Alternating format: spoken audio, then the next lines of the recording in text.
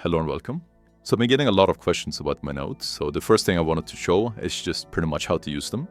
Now first of all, we can collapse all of the notes just to give you an idea of just how much it covers, right? So we can just scroll down endlessly, right? It covers so much stuff, and most of the sections has this bit of information. But if you grab the note, right, you can do so by the link down below. What you're gonna do, what I tend to prefer at least, is just go to Preferences and then Themes, and then just use dark background, right? It's just a personal preference of mine, but yeah. The notes covers a lot. We can collapse all of the notes again, just to give you an overarching view of what it covers, right? So it's obviously going to cover most things when it comes to stuff like the OSCP and a lot of these common certifications, but this is something that I use a lot when it comes to just general things like work, bug bounty, and just personal projects. And I have a lot of information in here that I find useful personally, and I've gotten a lot of good feedback on it myself. So yeah, it's just a lot of different stuff again. So whether it's API stuff or just generally a lot of stuff. So yeah, how to essentially use these notes. My favorite feature when it comes to Cherrytree specifically is you just hit Control, Shift, and then F, and it will give you the search bar right here, and then anything that you would like to search for. Okay, so if I would like to search for Rubius, it's going to look through all of these subnodes that I showed earlier, and it's going to give you the specific hits. Okay, so on the left side you see the node names. Okay, it just tells you exactly which node it shows. So we can see right here there's a node under Sliver as well. But yeah, so for curb roasting is typically the one I would go to, and then there we go. So if I wanted to do curb roasting on Windows, I would just quickly look up either curb roast, right?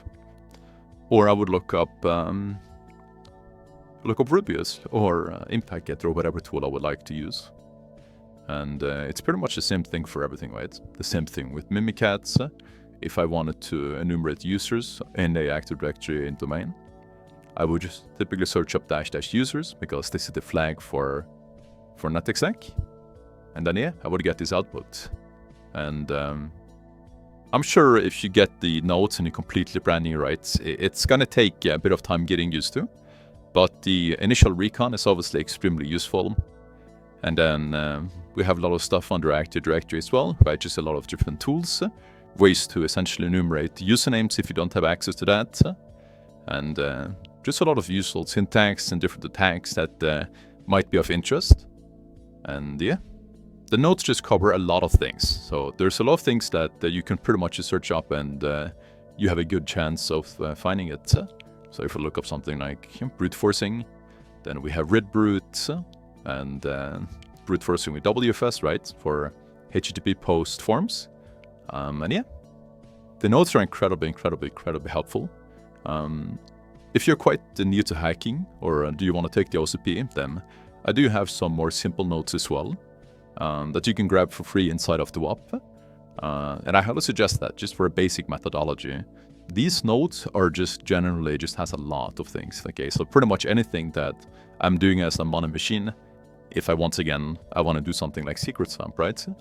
Then I would just look up this, copy paste, boom, just like that. It's extremely convenient, and I do it all the time to essentially spare time because we don't remember all of the different syntax, everything, right? So I want to find WinRM. Here's different syntaxes for WinRM, right? The same thing with psexec, and you really get the point. It's just incredibly helpful. And once again, if you're actually interested in grabbing this, you can do so down below. And people have been loving it. And yeah, just wanted to make this quick video to just show you the really basic settings that I tend to use. And yeah, you feel very free to customize it however you want, right? You can grab all of these different hyperlinks. And yeah, hope you enjoyed the video. And if you're taking the OSCP, then I wish you the very best of luck. If you haven't checked out the course, that's going to really help you, along with these notes as well. But yeah, thank you so much for watching, and best of luck on your journey.